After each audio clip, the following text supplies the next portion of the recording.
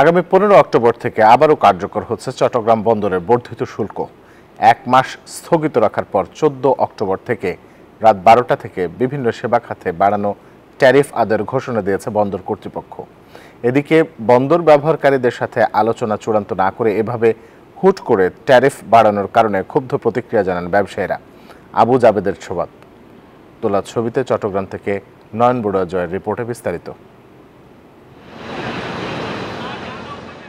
আবারও ফের আলোচনায় চট্টগ্রাম বন্দরে নতুন নির্ধারণ করা মাশুল নিয়ে।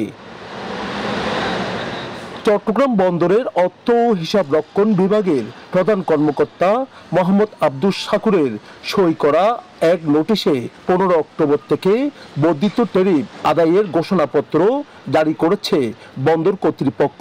এতে বলা হয়েছে 14 অক্টোবর রাত 12টার পর চট্টগ্রাম বন্দরে আসা সব জাহাজ, কন্টেনার ও কার্গো বিল নতুন রেট অনুযায়ী নেওয়া হবে।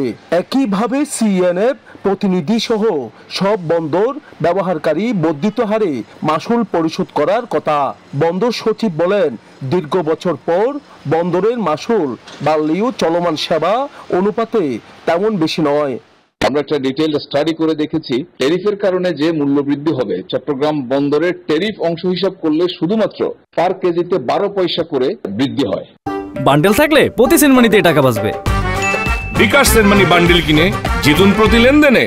তবে একসঙ্গে গড়ে 41% হারে মাশুল বাড়ানোর সিদ্ধান্তে আমদানি রপ্তানিতে বড় ধরনের প্রভাব পড়বে বললেন বন্দর ব্যবহারকারীরা।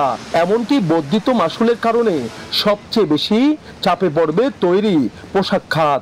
আবারও অনুরোধ করছি, বাংলাদেশের ব্যবসার স্বার্থে, ইকোনমির স্বার্থে এই ধরনের একটি সিদ্ধান্ত থেকে বিরত থাকার জন্য ইউজারদের সাথে আলাপ আলোচনা করে যাতে যুক্তিসঙ্গতভাবে ট্যারিফটা নির্ধারণ করা হয়। কিন্তু ওনারা আমরা যতটুকু দেখেছি গত 4-5 বছরে ওনারা নিজেরাই যত খরচ বা ওনাদের যে ব্যয় বৃদ্ধি বলে মানে কোনো একটা অজুহাত ধরে ওনারা বৃদ্ধি করে।